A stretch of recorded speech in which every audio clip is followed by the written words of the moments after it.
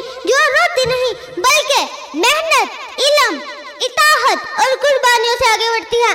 ترقی کا راستہ پھولوں سے نہیں کانٹوں سے بڑا ہوتا ہے، لیکن جو قوم ہمت نہ ہارے، پسینہ بہائے، وہی قوم ترقی کی منزل کو چھوتی ہے۔ کہ آج اگر ہم ترقی کرنا چاہتے ہیں تو ہمیں خود بدلنا ہوگا، ہمیں وقت کی قدر کرنی ہوگی، تعلیم کو اپنا ہتھیار بنانا ہوگا، اخلاق کو اپنی طاقت بنانا ہوگا اور سچائی کو اپنا رستہ۔ قرآن کہتا ہے بے شک اللہ اس قوم کی حالت نہیں بدلتا جو قوم اپنی حالت خود نہ بدلے۔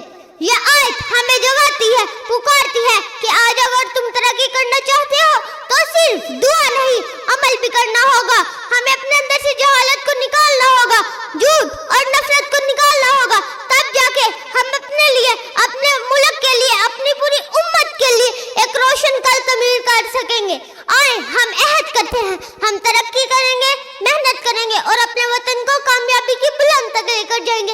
انشاءاللہ۔ پاکستان زندہ باد۔